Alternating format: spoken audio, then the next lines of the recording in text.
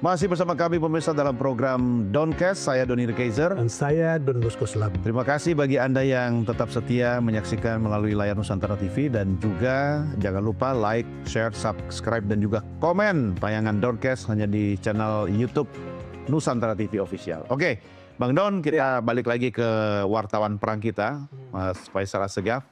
Tapi saya penasaran, kalau tadi kan kita mapping, kita analisa Syria atau Suria.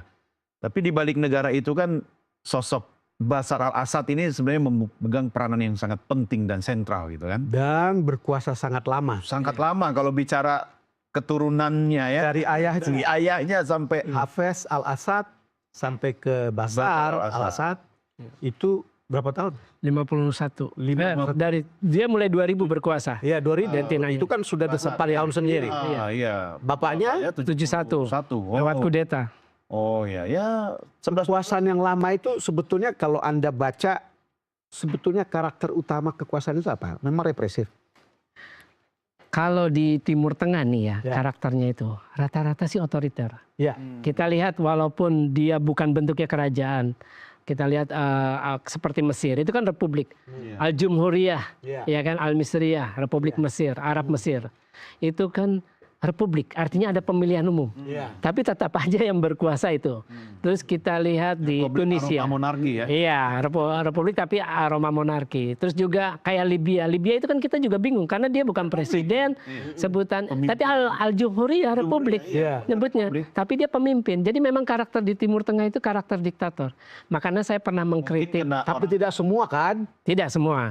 Tapi mungkin kan ada yang mengatakan bahwa menghadapi orang-orang Timur Tengah itu harus dengan syarat seperti itu. Tidak bisa dengan demokrasi ala barat begitu. Bisa jadi karena kan rata-rata orang Arab itu kesukuan. Ya, dia itu perekatnya kesukuan kan, kesukuan. Jadi begini, saya itu pernah mengkritik musim semi Arab karena kan Barat itu menyebutnya demokratisasi. Betul. Nah, terus kalau misalkan demokratisasi, kenapa yang digulingkan Libya, Gaddafi, kenapa yang digulingkan Assad? Kenapa negara-negara Arab Teluk yang bentuknya kerajaan, yang secara kerajaan itu kan nature-nya diktator, otoriter. Bukan demokrasi Bukan demokrasi. Kalau itu ada. Nah itu artinya kan revolusi ini musim semi Arab ini yang digulingkan negara-negara Barat, saya yakin mereka yang punya skenarionya itu pepesan kosong. Iya, pepesan kosong semua. Artinya mereka memang itu tadi target utamanya adalah pemimpin yang anti Zionis, anti Barat. Makanya kita tahu kan Gaddafi itu kan pernah ngomong bahwa kita bikin mata uang sendiri negara-negara Muslim. Itu kan ada kalau nggak salah dalam pidatonya itu. Nah itu kan marah Amerika yang udah menguasai dolar Amerika. Iya benar itu. Sama seperti BRICS sekarang ini kan. Nah seperti itu makanya Trump ngancam kan. Betul. Nah itu akan mengenakan sanksi atau menaikkan apanya gitu kan terhadap negara-negara yang setuju BRICS. Nah ini kan saya percaya ketika orang berkuasa pertama itu kan pasti ingin berbuat baiklah untuk rakyatnya. Periode pertama berbuat baik. Iya, tapi kan kita tahu ada giumnya kan, power tends to corrupt, more power, more corrupt. Artinya pasti akan begitu, itu kan seperti itu. Dan ini ngukurnya dari Bashar atau Hafez? Saya pikir dua-duanya. Dua-duanya. Ya, makanya Bashar belajar dari seniornya. Iya pasti, tapi jangan lupa sebenarnya yang diinginkan bapaknya itu bukan Bashar, tapi anak pertamanya namanya Basil al-Assad. Oh, jadi Basil ke Bashar. Iya, karena kakaknya itu tewas, saya lupa dalam sebuah kecelakaan pesawat apa tidak. Nah, Assad ini sebenarnya dokter mata. Dokter mata, makanya tidak untuk ke politik karena memang dia dulu itu sekolah di London, buka praktek di London. Makanya dia ketemu dengan istrinya itu kan di London, Asma al-Assad. Dan jangan lupa, makanya saya kaget juga soal bahwa Syiah Sunni, konflik di Suriah ini terkait dengan sekte agama. Istrinya Assad itu Sunni. Dan mufti di Suriah itu Sunni. Banyak juga pejabat pemerintah Sunni. Makanya sebenarnya konflik sektarian itu nggak ada. Makanya yang dibantai oleh Assad, ya kan namanya diktator pasti kejam. Yang dibantai Assad ya semuanya. Ya mau Sunni, ya mau Kristen, mau Syiah. Yang melawan itu ya akan dihabisi. Bilang bahwa pemerintahan itu sangat represif. Lalu kemudian itu menimbulkan perlawanan terus-menerus. Lalu kemudian dia butuh orang ketiga untuk bertahan. Sementara yang di sini sudah faksi-faksinya begitu banyak. Akhirnya perang saudara yang berkepanjangan kan? Iya, Itu kan saya yakin cerita. bakal terus ke sana karena dengan situasi yang belum menentu ini, tambah lagi Israel ikut main, ikut campur, dia mengebom terus fasilitas militer. Jadi saya melihat Israel ingin menjadikan Suriah seperti Lebanon. Artinya pemerintah itu tidak punya kemampuan untuk membela diri karena kan yang dihajar itu kan perlengkapan militer, sistem pertahanan udara, Negaranya masih radar. ada tapi lumpuh sebenarnya. Lumpuh. Makanya kenapa akhirnya di Lebanon itu bisa muncul seperti Hizbullah. Bola. Artinya sebenarnya tidak perlu bicara intervensi dari negara lain dulu. Iya. Dalam rumah tangga Suriah sendiri aja potensi kekacauan itu akan bisa timbul dari situ kan? Iya, bisa timbul dari mana-mana karena di situ ada ISIS, ada Al-Qaeda, kemudian juga antar faksi pemberontak itu berbeda tujuan. Syrian National Army itu didukung Turki itu untuk menghabisi SDF, sedangkan Amerika butuh SDF untuk menghabisi ISIS. Sekarang kalau ada tadi berkali-kali Mas Faisal menyebut soal di situ kekuatan anti Zionis, Iya. kan gitu. Iya. Lalu kemudian kalau anti Zionis itu berarti kan anti Israel di situ Iya. sebetulnya. Iya. Dan kalau Israel tentu punya peta dan Iya. memahami Iya. posisi orang-orang atau kelompok yang anti Zionis. Iya. Lalu kemudian dia bergerak untuk menjatuhkan Al-Assad begitu. Iya. Karena itu kan ada dugaan Israel ada di belakangnya. Iya, memang. Saya pernah wawancara dengan komandan unit Good Neighborhood itu di IDF. Itu saya kenal baik, namanya Letnan Kolonel Eyal Dror. Masih ada wawancara saya. Itu dari Israel kan? Dari Israel. IDF ya. Iya, jadi dia untuk menarik simpati rakyat Suriah, mereka tuh membantu mendirikan tenda pengungsi di Golan, terus merawat yang luka, merawat korban luka. Itu versi humanisnya. Ya. Tapi versi politik dan militernya mereka ikut membantu. Bukan hanya senjata ringan, banyak yang dibantu. Jadi senjata-senjata berat lah untuk bisa bertempur untuk menggulingkan Assad. Jadi memang mereka sudah bantu dari awal, dari 2011 ketika itu pecah. Ya karena memang Israel punya kepentingan bagaimana rezim yang anti Israel itu harus jatuh. Iya. Sebentar, Itu kepentingannya. Mas Faisal, saya coba lebih tajam ke sosoknya. Bashar al-Assad, apa sebenarnya kehebatan yang dia miliki sehingga Sampai bisa bertahan. bisa bertahan dan begini, dia harus jadi dirijen konduktor bagi faksi-faksi yang banyak dan juga aman di antara negara-negara lain yang berkepentingan atas Suriah. Kalau saya melihat begini, Bashar al-Assad ini bukan orang yang disiapkan oleh ayahnya tadi seperti Kecelakaan, ya? disebutkan. Jadi kecelakaan karena kakaknya kecelakaan, ya mau nggak mau dia yang anak kedua dia yang harus maju. Istilahnya sesuai urutan kan. Iya. Nah, sesuai urutan. Nah, memang dari awal itu Hafez al-Assad itu dinasti Assad itu memang sudah slogannya itu anti Israel. Jadi memang Bashar ini ya harus melanjutkan apa yang sudah fondasi yang sudah dibuat oleh ayahnya. Meski dia originalnya sebenarnya tidak begitu. Ah, itu saya kurang paham. Karena memang dia kan backgroundnya dokter mata. Iya. Nah, Dia dokter mata. kalau misalnya Hafez al-Assad itu dianggap anti Israel, kenapa mereka bisa duduk untuk kemudian menyelesaikan dataran tinggi Golan? Ya itu kan karena begini. Itu kan dataran tinggi Golan 1967 direbut oleh Betul. Israel. Ya. Kemudian akhirnya ada perjanjian setelah perang Yom Kippur. Itu kan Yom Kippur, kemudian tahun 74. Jadi untuk pemisahan. Jadi dataran tinggi Golan jadi tidak dikuasai semuanya oleh Israel, ya makanya dibikin perjanjian. Nah itu daripada kehilangan semuanya, ya lebih baik ya dapatlah walaupun ini kan itu.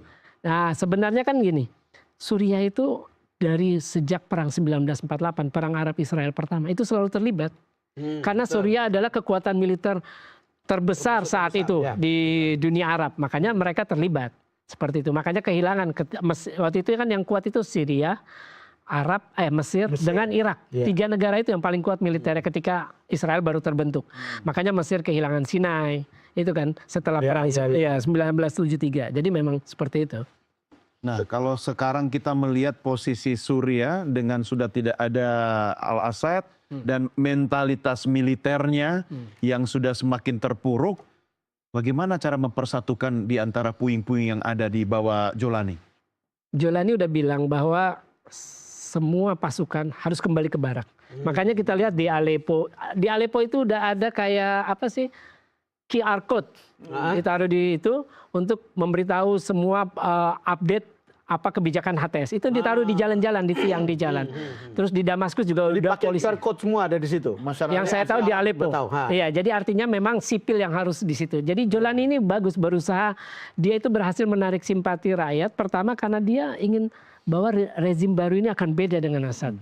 Rezim baru ini tidak akan represif. Makanya dia bilang tidak boleh ada yang masuk ke properti orang lain. Semua pintu penjara juga dibuka. Semua pintu penjara dibuka. Itu kan yang dia inginkan. Yang Terus boleh dijarah istananya Assad aja ya. nah itu sama Bank Sentral itu kan ada Bank Cuma Sentral. begini Bang Don, kalau kita meruntuhkan sebuah bangunan, kita butuh bulldozer. Iya. Tapi kan selesai tugasnya. Harus ada arsitek, ya kan, mandor, ya kan, ada batu, pasir. Itu Julani kan bukan seperti itu. Dia sosok bulldozernya. Kalau bulldozer terus yang dipakai, makin hancur. Tapi dia sudah membentuk pemerintahan sementara. Itu kan seorang teknokrat, Dr. Muhammad Al-Bashir. Nah ini pemerintahan sementara ini akan berkuasa sampai 1 Maret 2025. Dan yang menarik itu di dalam pemerintahan sementara itu posisi strategis nggak ada menterinya. Jadi menteri yang yang ada di sana menteri pendidikan, terus menteri urusan sipil, terus menteri agama, nggak ada. Jadi dia untuk isu-isu strategis seperti hubungan luar negeri, terus pertahanan keamanan itu langsung diambil oleh HTS itu sendiri. Oh, jadi meminimalisir konflik dengan faksi lain. Ya, kalau saya melihat ya karena memang negara ini transisi. Jadi akhirnya orang-orang yang disiapkan di pemerintahan sementara ini orang-orang untuk urusan sipil. Ya masalah keadilan, masalah agama. Jadi diktator aja itu. Bisa jadi, kita nggak tahu. Karena kan tipis-tipis. Iya, karena kan kita melihat begini. Yang menarik itu dalam sidang kabinet, itu kan bendera yang dibawa pemberontak itu kan bendera 3 warna kan? Iya. Bendera Itu ganti juga kan? udah. Surya. Iya, bendera 3 bintang maksud saya. Yang zamannya Assad itu kan merah, putih, hitam dengan 2 bintang. Warna Sekarang hijau, putih, hitam. iya, sekarang hijau putih, dengan 3 bintang. Jadi udah berbeda. apa artinya? Nah, itu saya kurang paham artinya. Saya Atau mau memang menyatu dia? bisa jadi seperti itu. Karena menurut saya pilihannya begini. Kalau lihat wawancara dia di CNN, Julani bilang begini. Negara Syria apa yang ingin Anda bangun? Dia bilang harus berdasarkan kemauan rakyat dan bukan keputusan satu orang. Nah kalau lihat ini artinya kan dia mau menerapkan demokrasi.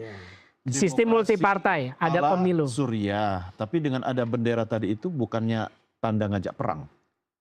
Kalau saya nggak berani berspekulasi itu ya, karena kan menurut saya karena mayoritas itu Islam, jadi bendera itulah yang ditaruh. Apalagi juga yang pemberontak ini kan mayoritas Islam, ya kan? Nasrani itu saya lihat nggak ada kelompok pemberontak itu Nasrani di Suriah ya maksudnya. Makanya itulah identitas Islam itu yang mau dipakai. Tapi kalau omongan dia dari CNN itu artinya dia mau bikin demokrasi. Eksklusif dan demokratis. Demokratis, inklusif dan demokratis, ya kan? Tapi pos-pos penting sudah mulai di tangan. atau begini. Sayangnya, Mas Faisal ya. Tapi atau ada opsi lain sebentar. Ada opsi lain. Kalau nggak pemerintahan demokratis, dia bisa meniru Taliban. Iya. Karena dia pernah jadi emir. Itu yang paling dekat kata pengamat juga ya. Nah itu. Jadi kultural juga. Nah iya. Pas ya. Iya, karena pengalaman juga Julani di Al-Qaeda, di ISIS dia pernah jadi emirnya Jabhat Nusra sayap Al-Qaeda. Jadi Julani jadi emir, terus kemudian dia menunjuk Perdana Menteri. Tapi tetap harus ada Dewan Syuro kan. Tapi dia juga bisa meniru Iran. Iran ya tetap ada emir, pemimpin tertinggi, tapi ada presiden sebagai kepala pemerintahan dipilih periodik. Atau dia bisa meniru Libanon. Karena kan ini diversity sekte agama. Presidennya itu Kristen. Kristen ya. Ketua parlemennya Syiah, Perdana Menterinya Sunni. Bagi-bagi. Nah, itu bisa begitu. Itu pilihan yang bisa kalau saya melihat nantinya yang mungkin itu akan terjadi di Suriah. Tapi sekarang agak susah membayangkan ya Mas Faisal ya. Dalam situasi seperti ini Iran kan pasti tidak mau kehilangan pengaruh di situ kan. Kalau dia misalnya bisa mengakomodir misalnya Israel gitu, ini justru menjadi battleground baru ini. Iya, memang bisa. Terakhir itu ada kesepakatan antara Iran dengan HTS. Jadi Iran Iran udah berubah tuh bahasanya. Kalau nggak salah sebelum Damaskus jatuh hari Jumat apa hari Sabtu kan jatuh hari Minggu. Tadinya Iran menyebut mereka teroris Wahabi Takfiri. Tapi sebelum Damaskus jatuh berubah jadi rebel. Itu kan bahasa yang udah netral lah. Sudah mulai diperhalus. Nah, ya. Bisa adjust ya posisi Iran ya. Iya, jadi tapi yang satu ini kita nggak bisa adjust lagi karena harus berehat dulu. Nanti habis itu baru kita lanjutkan lagi. Baik pemirsa, Doncast segera kembali sesaat lagi.